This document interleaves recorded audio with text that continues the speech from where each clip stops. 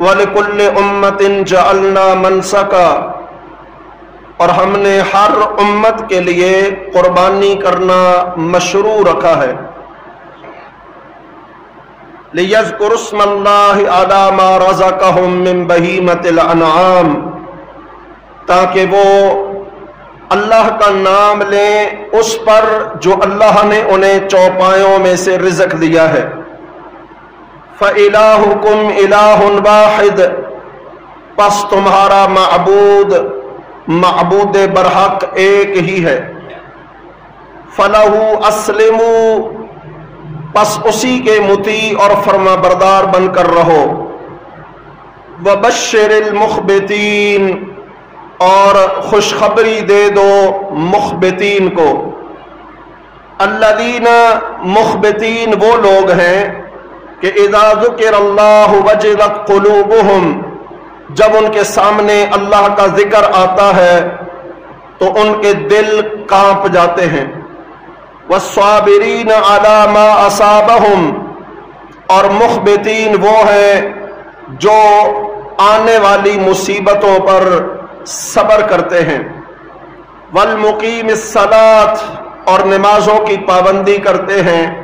ومما رزقناہم ينفقون، اور جو ہم نے انہیں رزق میں سے دیا اس میں سے خرچ کرتے ہیں۔ والبدن جعلناها لكم من شعائر اللہ، اور اونٹ کہ جسے ہم نے اللہ کی نشانیوں میں سے بنایا ہے۔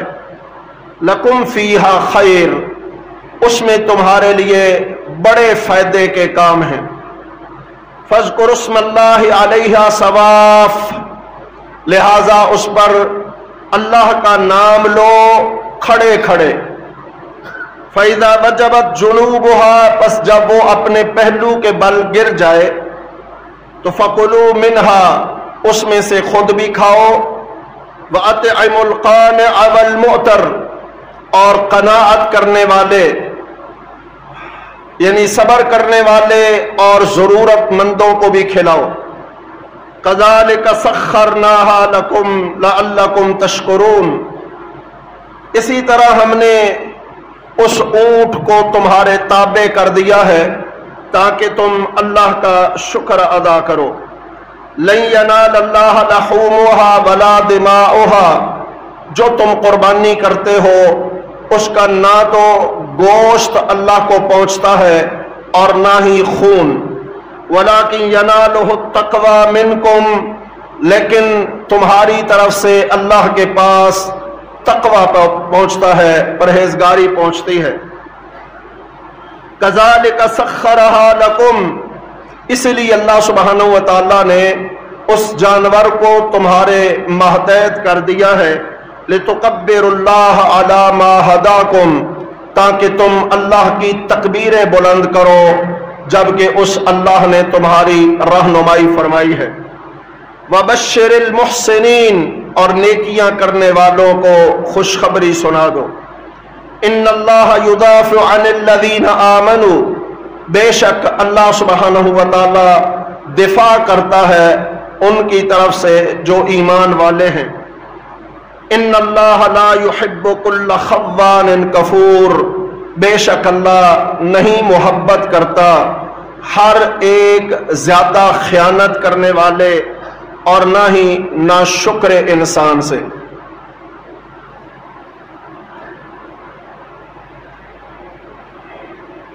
ہم دنیا کے سب سے عظیم دنوں میں ہیں کہ نبی کریم صلی اللہ علیہ وسلم نے فرمایا اعظم الایام فی الدنیا، پوری دنیا میں سب سے زیادہ عظیم ترین دن ایام العشرہ، ذی الحجہ کے پہلے 10 دن ہیں۔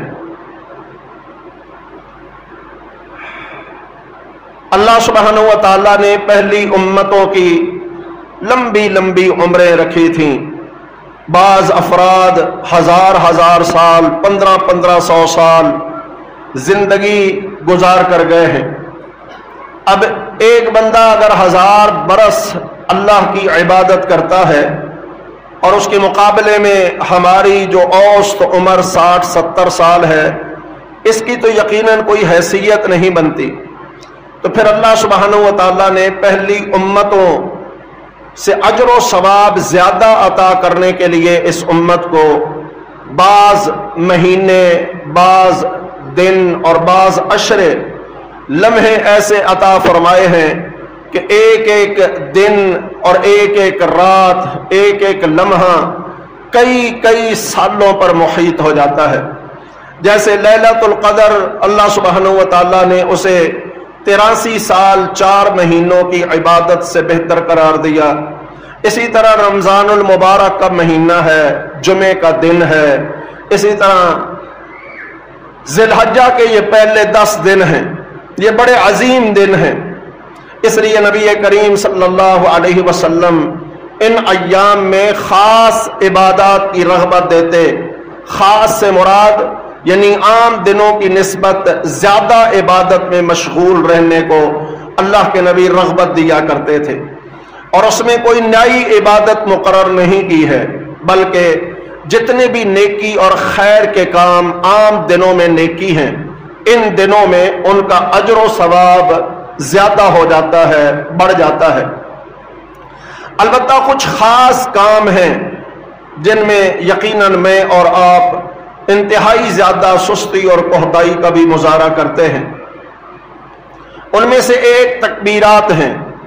ہمارے ہاں عموماً یہ معروف ہے کہ یوم عرفہ یعنی 9 ذی الحجہ کی فجر سے لے کر 13 ذی الحجہ کی عصر تک تکبیرات کہنی چاہیے، جبکہ بھائیوں صحابہ کرام رضوان اللہ علیہم اجمعین سے جیسے صحیح بخاری کے اندر حدیث آتی ہے کہ ابو ہریرہ رضی اللہ تعالی عنہ اور عبداللہ بن عمر رضی اللہ عنہما، یہ دونوں صاحبان ان 10 دنوں میں بازاروں کے اندر بلند آواز تکبیرات کہتے ہوئے نکلتے، اور سارے لوگ ان کی تکبیرات کی آواز کو سن کر ساتھ تکبیریں پڑھا کرتے تھے۔ تو اس حدیث سے معلوم ہوا کہ ان 10 کے 10 دنوں میں تکبیرات کہنی چاہیے۔ ویسے بھی اللہ سبحانہ و تعالیٰ نے قرآن مجید کے اندر سورت حج کی ان ابتدائی آیات میں جو میں نے تلاوت کی ہیں، ان میں ذکر کیا ہے وَلِتُقَبِّرُ اللَّهَ عَلَى مَا هَدَاكُمْ۔ قربانی کے ہی مسائل میں اللہ سبحانہ و تعالیٰ نے تکبیرات کو بلند کرنے کی تاکید فرمائی ہے، اور پھر نبی کریم صلی اللہ علیہ وسلم کا معمول اور صحابہ کرام کا عمل بھی اس بات پر دلالت کرتا ہے کہ یہ سارے دن ہی تکبیرات کے دن ہیں۔ گائے بگائے تکبیرات پڑھتے رہنا تاکہ اللہ سبحانہ و تعالیٰ ان دنوں میں باقی نیکیوں اور اعمال کے ساتھ ساتھ تکبیرات کا بھی اجر و ثواب عطا فرمائے۔ اس لیے کہ نبی کریم صلی اللہ علیہ وسلم نے فرمایا کہ ان دنوں سے بڑھ کر اللہ سبحانہ و تعالیٰ کے ہاں کسی بھی دن کا عمل اتنا زیادہ اہمیت کا حامل نہیں ہے جتنا ان دنوں کا عمل ہے، لہذا فَأَكْثِرُوا فِيهِنَّ التَّهْلِيلَ وَالتَّكْبِيرَ وَالتَّحْمِيدَ، لہذا ان دنوں میں لا الہ الا اللہ، اللہ اکبر اور الحمدللہ کثرت سے پڑھا کرو۔ صحابہ کرام رضوان اللہ علیہم اجمعین سے مختلف تکبیر کے الفاظ ثابت ہیں۔ بہرحال اللہ کی تکبیر کا کوئی بھی کلمہ ہو، اگر کسی کو اور کچھ نہیں آتا تو صرف اللہ اکبر اللہ اکبر اللہ اکبر بھی پڑھتا رہے تو انشاءاللہ یہ بھی کفایت کرتا ہے۔ اور بہترین تکبیر کا کلمہ ہے جو ہم عموماً ہر موقع پر پڑھتے ہی ہیں، تو ان دنوں میں اسے ذرا زیادہ پڑھنا چاہیے۔ کچھ مخصوص الفاظ ہیں، اللہ اکبر، لا الہ الا اللہ، اللہ اکبر وللہ الحمد، اسی طرح اللہ اکبر کبیرہ والحمد للہ کثیرا وسبحان اللہ بکرۃ واصیلا، اسی طرح اللہ اکبر کبیرہ، یہ بھی الفاظ کفایت کرتے ہیں۔ تو ان دنوں میں کثرت کے ساتھ تکبیرات پڑھتے رہنا چاہیے۔ اسی طرح ان دنوں کے اندر روزے رکھنے کا نبی کریم صلی اللہ علیہ وسلم سے بھی عملی ثبوت اور صحابہ کرام رضوانُल्लाہ علیہم اجمعین سے بھی عملی دلائل ملتے ہیں کہ صحابہ کرام ان دنوں میں روزے رکھا کرتے تھے. جیسے ام المؤمنین حفصہ رضی اللہ تعالی عنہا فرماتی ہیں کہ اللہ کے نبی ذی الحجہ کے 9 روزے، یوم عاشورہ کا روزہ، سوموار اور جمعرات کا روزہ، ہر چاند کی 13، 14 اور 15 کا روزہ اللہ کے نبی نہیں چھوڑا کرتے تھے. اس حدیث میں ذی الحجہ کے 9 روزے رکھنے سنت سے ثابت ہیں. البتہ اگر باقی نہ بھی رکھیں تو کم از کم عرفہ کا روزہ اس کی بڑی ہی اہمیت ہے. یعنی 9 ذی الحجہ کا روزہ، ویسے تو یہ پورا ہی عشرہ اعمال سے بھرا پڑا ہے، لیکن 9 ذی الحجہ یہ اللہ سبحانہ و تعالیٰ کے ہاں اور زیادہ اہمیت کا حامل ہے. نبی کریم صلی اللہ علیہ وسلم سے پوچھا گیا، ابو قتادہ رضی اللہ تعالیٰ عنہ حدیث کے راوی ہیں، صحیح مسلم کے اندر یہ حدیث ہے کہ اللہ کے نبی صلی اللہ علیہ وسلم سے پوچھا گیا عرفہ کے دن کے روزے کے متعلق، تو نبی کریم صلی اللہ علیہ وسلم نے فرمایا احتسب من اللہ، میں اللہ سبحانہ و تعالیٰ سے امید رکھتا ہوں کہ یہ ایک دن کا روزہ 1 سال پچھلے اور 1 سال اگلے یعنی 2 سال کے گناہوں کا کفارہ بنے گا. یعنی ایک دن کا روزہ 2 سال کے گناہوں کی معافی کا ذریعہ بن سکتا ہے، اور یقیناً اس کا انحصار ہماری نیتوں اور اخلاص پر ہے. تو 9 ذی الحجہ کا روزہ، اب یہاں پر مسائل پیدا ہوتے ہیں. ویسے عام دنوں کے اندر ہمیں کوئی مسئلہ نہیں ہوتا، لیکن ان خاص عبادات کے مواقع پر یہ اعتراض جو ہے وہ ہر زبان پر آ جاتا ہے. ہر بندہ پوسٹوں پہ پوسٹیں کیے جا رہا ہے کہ جی عرفہ کا روزہ کس دن ہے؟ جس دن حاجی عرفات میں ہو. تو اس دن ہمارے ہاں تو 8 ذی الحجہ ہوتی ہے، تو ہمیں 8 ذی الحجہ کا روزہ رکھنا چاہیے یا 9 ذی الحجہ کا؟ تو گزارش یہ ہے کہ پہلی بات تو یہ ہے کہ اگر اس شک سے بچنا چاہتے ہیں تو 2 رکھ لیں. ویسے بھی ان دنوں میں زیادہ روزے رکھنے کی اہمیت موجود ہے تو 2 رکھ لیں، اس سے کیا فرق پڑ جائے گا. لیکن اگر ایک ہی رکھنا ہے تو پھر حقائق اور دلائل کو سامنے رکھیں تو 9 ذی الحجہ ہی بنتا ہے. اس لیے کہ بہت سارے علاقے ایسے ہیں کہ جب سعودیہ میں عرفات شروع ہوتا ہے تو ان علاقوں میں ابھی رات ہوتی ہے، یعنی دن شروع ہی نہیں ہوا ہوتا. اور پھر بہت سارے علاقے ایسے بھی ہیں کہ جن علاقوں میں سعودیہ میں جب عرفات ہوتا ہے تو وہاں پر عید منائی جا رہی ہوتی ہے. مغربی جتنے بھی علاقے بنتے ہیں ان کے اندر ایک دن قبل چاند نظر آ جاتا ہے، جیسے ہمارے ہاں ایک دن بعد میں نظر آتا ہے. تو اب وہ یوم عرفہ کا روزہ سعودیہ کے ساتھ رکھیں تو عید کے دن انہیں روزہ رکھنا پڑے گا، جبکہ عید کے دن تو اللہ کے نبی نے واضح طور پر سختی سے منع کیا ہے. تو لہذا اگر ایک رکھنا ہے تو پھر 9 ہی ذی الحجہ کا، اور شک سے بچنا ہے تو پھر یعنی جو دنیا اعتراض پیدا کرتی ہے ان سے بچنا ہے تو پھر 8 اور 9 دونوں پر رکھ لیں. ویسے آج کل تو سیاسی ایجادات کے ذرائع سے ہمیں معلوم ہو جاتا ہے کہ چاند سعودیہ میں نظر آ گیا ہے یا فلاں ملک میں نظر آ گیا یا نہیں آ گیا. اگر آج سے 50-100 سال پیچھے چلے جائیں تو تب لوگوں کو کیسے پتہ چلتا تھا کہ آج سعودیہ میں عرفہ ہے یا نہیں ہے؟ تو کیا 1400 سال تک امت میں روزے نہیں رکھے گئے؟ حقیقت بات یہ ہے کہ ہم سے پہلے لوگوں میں بہت زیادہ روزوں کی اہمیت تھی. حقیقت بات یہ ہے کہ تابعین میں، تبع تابعین میں، ائمہ دین میں پڑھ کے دیکھیں تو ایسے لگتا ہے وہ ان دنوں کو خاص اہمیت دیتے. سعید بن جبیر رضی اللہ تعالی عنہ رحمہ اللہ کے بارے میں آتا ہے نا کہ وہ ان دنوں کے اندر اتنی زیادہ محنت اور کوشش کرتے عبادت کے اندر کہ عاجز ہو کر گر جاتے تھے، اس قدر عبادات کرتے تھے. تو وہ بھی تو عرفہ کا روزہ رکھتے تھے کہ نہیں؟ کیونکہ اس کی اہمیت بڑی ہے، 2 سال کے گناہوں کا کفارہ ہے، تو وہ بھی رکھتے تھے.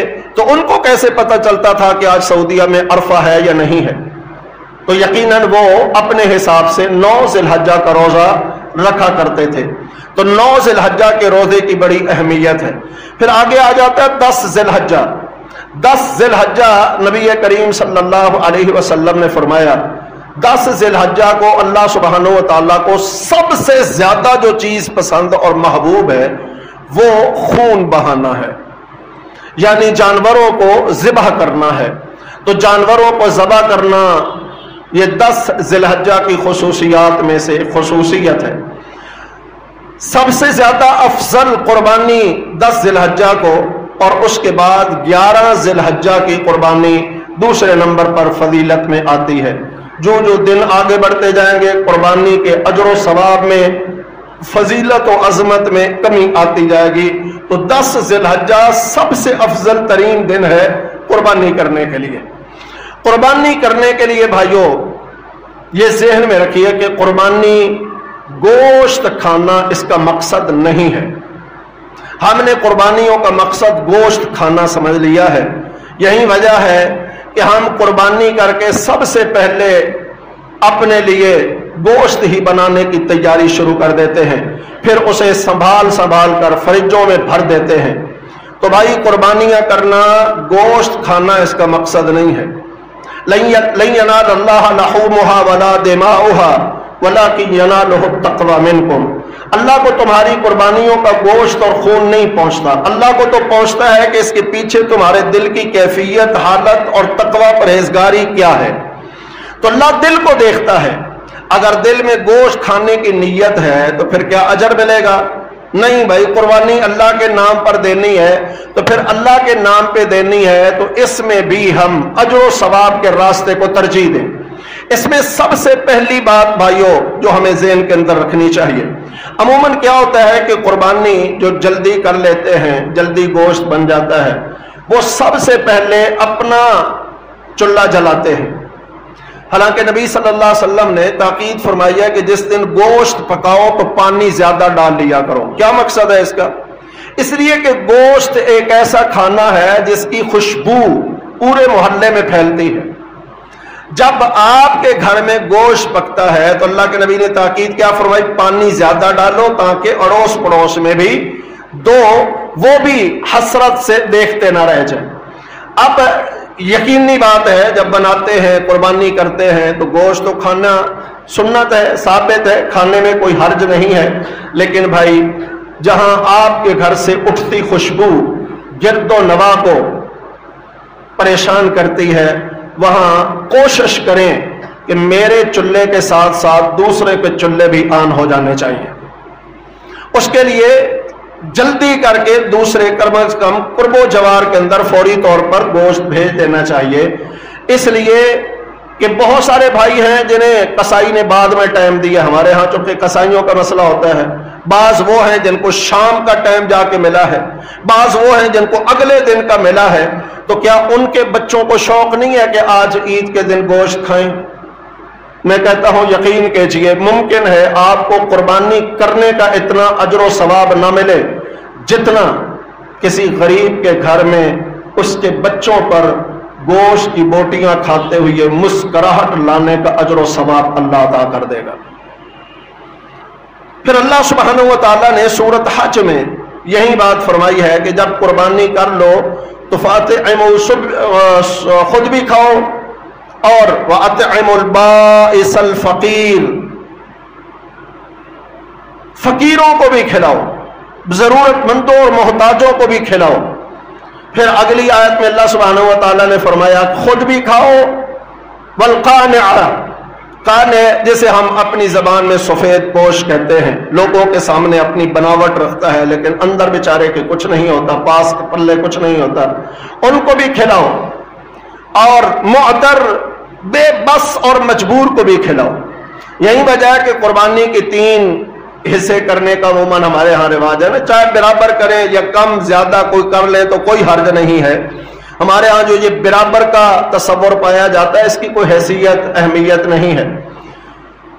البتہ 3 حصے کا مطلب یہ ہے خود بھی کھائیں، دوست و احباب رشتہ داروں کو تحفتاً بھی دیں، اور غریبوں اور مسکینوں کو بطور صدقہ بھی دیں۔ قربانی کرنے کا مقصد ہی اجر و ثواب ہے نا، تو اجر و ثواب ضرورت مندوں کو کھلانے سے بھی اجر و ثواب ہے۔